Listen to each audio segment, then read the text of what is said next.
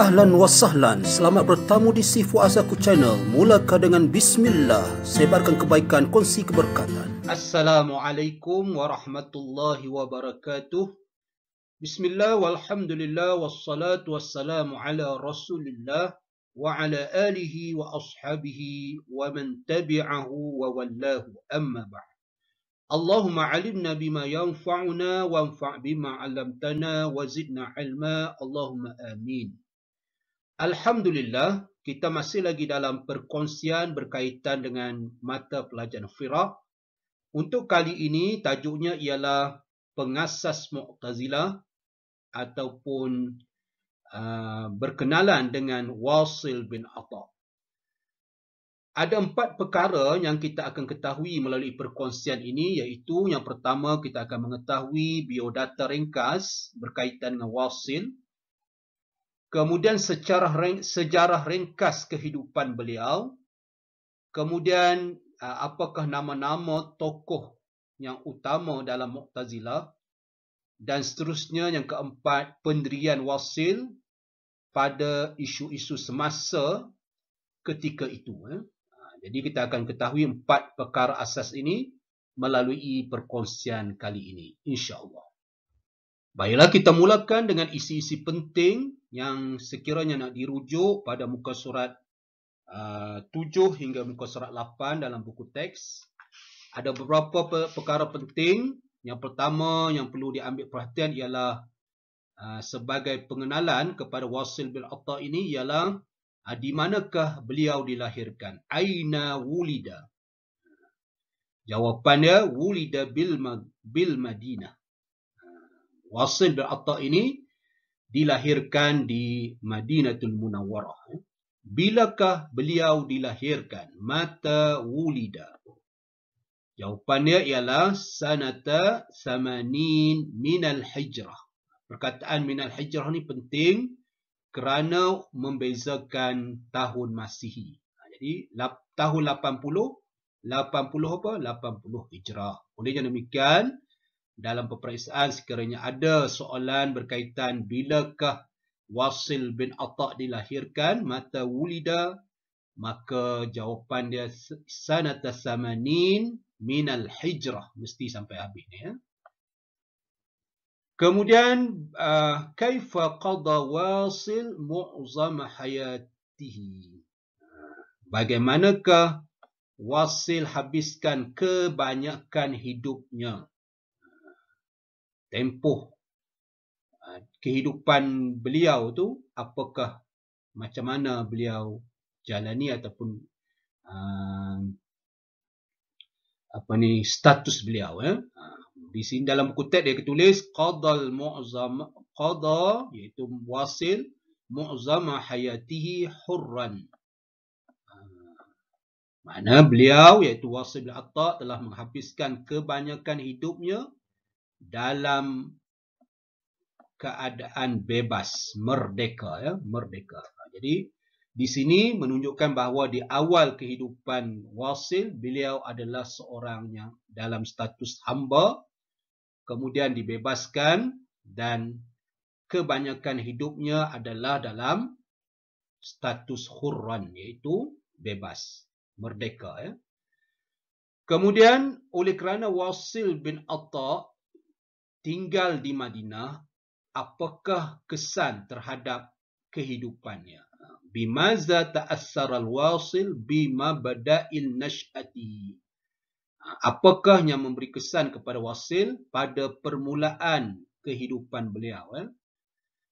Tengok di sini dalam buku kamu disebut ta'assara al-Wasil bibi'atin tayyibatin mawjudatin fil Madinah.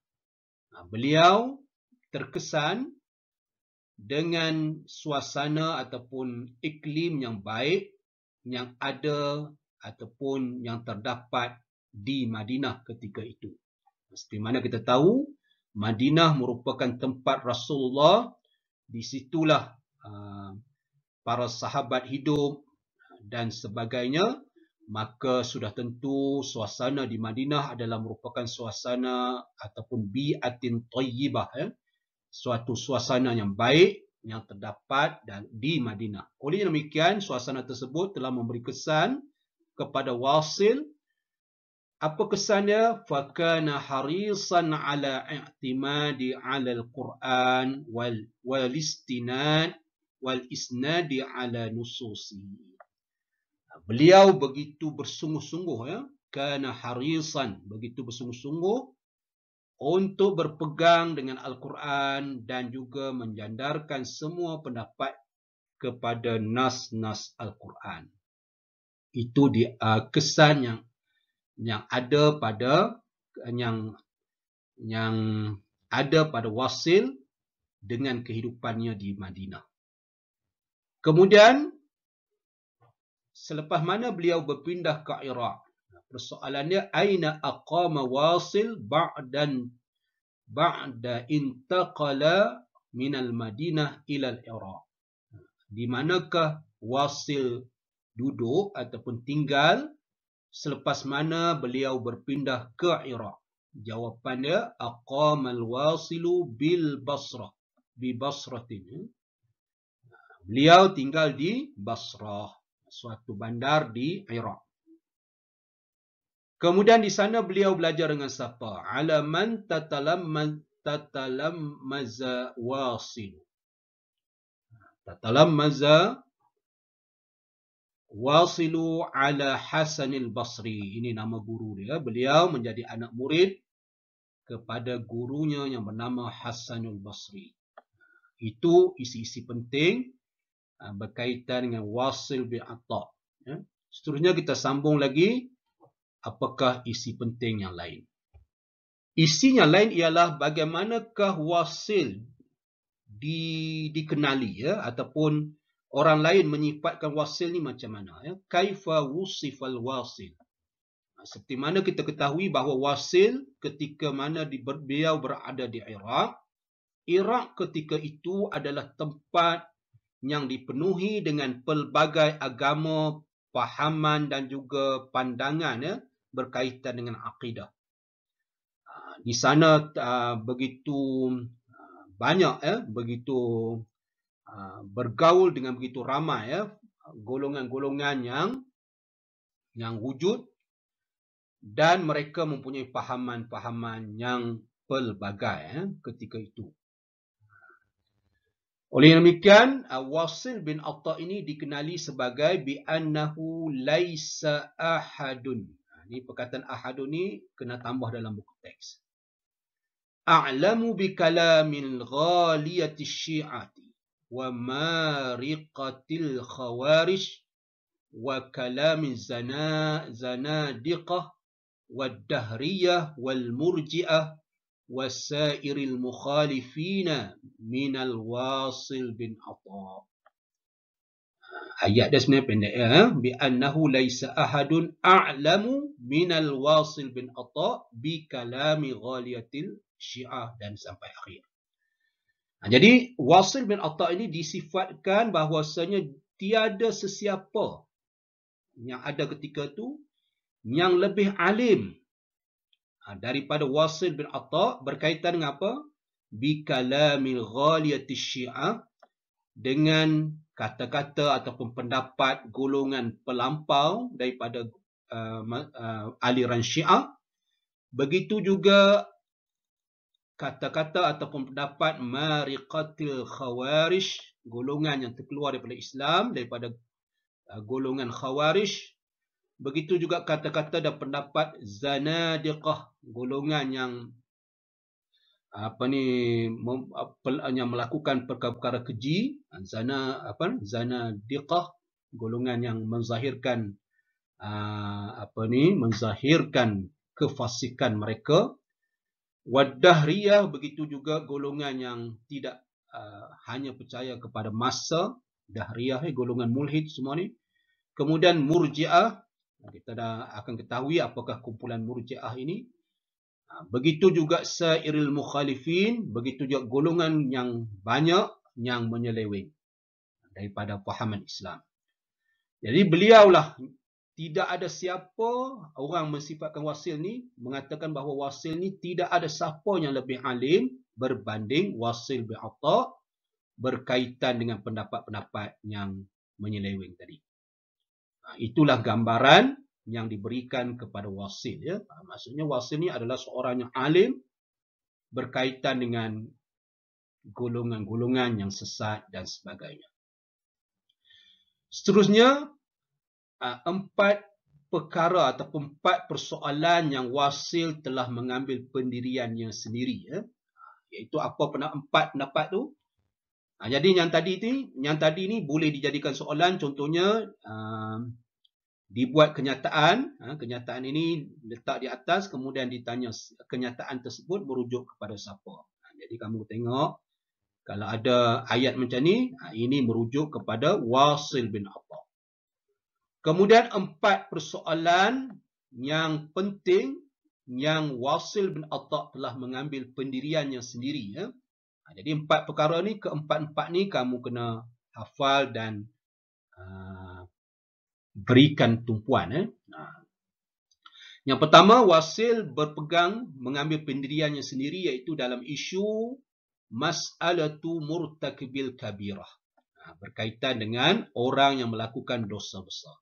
Apa pendirian yang dia ambil? Iaitu orang tersebut adalah fasik dan berada di antara berada dalam satu kedudukan di antara 2 kedudukan, iaitu tidak beriman dan juga tidak kafir. Itu dia berada di antara tu. Nak kata beriman pun tak boleh, nak kata kafir pun tak boleh. Itulah pendapat yang dipegang oleh Wasil bin Atta kepada ataupun terhadap orang yang melakukan dosa besar. Yang kedua, pendirian beliau ialah berkaitan dengan isu hukum 2 golongan ataupun 2 kumpulan sahabat yang bertelagah. Ya. Mutanazi'aini minas sahabah. Golongan yang bertelagah, 2 kelompok daripada kalangan sahabat yang bertelagah. Apa pendirian yang dipegang oleh Wasil bin Atta? Ini bi anna ahada fariqaini fasiqun. Ini pendirian yang dipegang oleh Wasil mengatakan bahawa di antara 2 kumpulan sahabat tersebut, salah satunya adalah fasik. Salah satu daripada kumpulan itu mesti fasik. Tetapi beliau tidak menentukan, la bi'ainihi. Beliau tidak menentukan siapa yang fasik itu. Sama ada kumpulan Sayyidina Ali ke ataupun kumpulan Muawiyah. Wala tajuzu syahadatuhum. Beliau juga berpegang tidak harus menerima penyaksian mereka, tetapi tidak ditentukan sesiapa daripada 2 kumpulan tersebut. Ini pendirian yang dipegang oleh Wasil dalam isu 2 kumpulan sahabat yang bertelagah. Kemudian beliau juga mengambil pendirian tidak mengakui wujudnya sifat ma'ani. Ya, ingkaru sifatil ma'ani. Kerana Wasil menganggap bahawa sifat itu adalah zat Allah Ta'ala. Zat adalah berada, sifat itu itulah zat. Jadi ada sedikit isu pembahasannya. Beliau mengingkari sifat ma'ani. Kemudian yang keempat, pendirian beliau adalah mensabitkan kudrah, kemampuan dan juga pilihan bagi hamba. Contohnya manusia. Ya. Manusia dia mempunyai kebebasan, adanya kemampuan dan bebas membuat pilihan. Pada manusia, yang mana kudrah dan juga ikhtiar ni yang diberikan kepada manusia oleh Allah Ta'ala. Itu pendapat Wasil bin Atta bahawa wujudnya kemampuan dan juga pilihan bagi hamba Allah Subhanahu Wa Ta'ala. Ini 4 isu yang mana Wasil bin Atta mempunyai pendiriannya sendiri. Seterusnya kita lihat sifat Wasil yang lain. Dalam kitab kamu dia ada paparkan kana Wasil bin Atta rajulan aliman. Wasil bin Atta ni adalah merupakan seorang lelaki yang alim, zahidan, yang begitu zahid, mana hati dia tak tertaut dengan dunia, tu zahid. Masyghulan bil wa'zi wat ta'lim naharan, sentiasa memberikan gembeling tenaga dia untuk memberi, masyghulan mana bersibuk-sibuk, gembeling tenaga dia untuk memberi peringatan, wat ta'lim dan pengajaran pada waktu siang, was salatu wal qiraah, manakala pada waktu malam beliau bersembahyang dan membaca Al-Quran, lailan, pada waktu malam. Wa kana harisan 'ala ad-difa' an dinihi, beliau adalah seorang yang begitu bersungguh-sungguh mempertahankan agamanya, iaitu Islam. Begitu juga beliau yursilu du'ata ila aqtar, beliau telah mengutuskan para pendakwah ke pelosok tempat, yusahihuna linnas. Apa doa tadi, pendakwah tadi buat? Mereka membetulkan akidah-akidah manusia. Apa lagi yang mereka para duat tadi buat, pendakwah tadi buat? Wa yujadiluna ahlal batili difa'an an dinihim. Mereka, iaitu para pendakwah tadi yang diutus oleh Wasil tadi, berdebat dengan golongan yang menyeleweng ataupun salah. Tujuan dia adalah untuk mempertahankan agama mereka. Wa kana, Wasil juga yuhadzirun nasa, sentiasa memberi peringatan kepada manusia, minat ta'alluqi bidunya, memberi amaran ataupun memberi peringatan kepada manusia agar berkaitan dengan pertautan hati dengan dunia. Maksudnya dia memberi amaran agar tidak tertaut dengan dunia. Itulah secara ringkas berkaitan dengan sifat Wasil bin Atta. Banyak dia punya sifat dia, sifat positif. Bilakah beliau diwafatkan oleh Allah? Mata tuwaffa. Beliau diwafatkan pada tahun 131 Hijrah. Kemudian kita lihat juga siapakah tokoh-tokoh lain selain daripada Wasil bin Atta yang mendukung Mu'tazilah. Minal zu'ama'il Mu'tazilah. Ini juga penting. Walaupun dia berada di nota kaki, selama mana muka surat 7 tu, di bahagian nota kaki ada senarai nama-nama tokoh utama yang mendukung Mu'tazilah. Zu'ama'ul Mu'tazilah. Kamu kena hafal sekurang-kurangnya 3 ataupun 4 untuk nama-nama tokoh ini. Di antaranya ialah Amru bin Ubaid. Ini. Begitu juga Abu Ishaq bin Yasar, ataupun dikenali juga dengan Nazam. Juga ada Ali Al-Jabba'i. Ada juga Bashar bin Mu'tamir. Ada juga Abu Husain Al-Basri. Ada juga Abu Huzail Al-Alaf. Ada juga Amrul Bahrul Jahiz. Ada juga Ka'bi. Ada Zamakhsyari. Zamakhsyari terkenal. Ada tafsir dia. Tafsir Zamakhsyari. Jadi ke nama-nama ini kamu kena hafal sekurang-kurangnya 4 nama tokoh yang mewakili ataupun yang mendukung fahaman Mu'tazilah. Dan sebelum kita akhiri perkongsian kali ini, saya juga ingin berkongsi Wasil bin Atta ni juga terkenal dengan khutbah tanpa huruf ra. Dia cipta satu ucapan yang beliau tak sebut langsung huruf ra. Jadi cuba cari.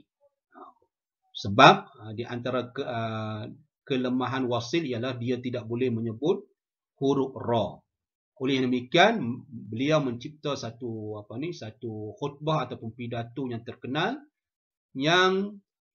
sebab tidak ada huruf ra langsung digunakan dalam khutbah tersebut. Itulah kelebihan yang ada pada Wasil bin Atta. Begitulah perkongsian berkaitan dengan Wasil bin Atta. Perhatikan apakah isi-isi penting yang saya telah nyatakan tadi. Keluarkan, jadikan sebagai nota dan moga-moga memudahkan urusan kamu dalam peperiksaan. Itulah tadi berkaitan sedikit biodata dan sejarah ringkas berkaitan dengan Wasil bin Atta. Dan untuk mendetailinya, kamu boleh mencari dalam sumber-sumber yang lain. Dan untuk sukatan stam ni itu sahaja yang ada dalam buku teks. Dan perkara yang baik yang ada pada Wasil boleh kita contohi. Dan perkara yang tidak baik kita jauhilah. Ya, itu saja. Wallahu alam. Sehingga bertemu lagi. Assalamualaikum warahmatullahi wabarakatuh. Terima kasih di atas sokongan. Jazakumullah khairan katsira.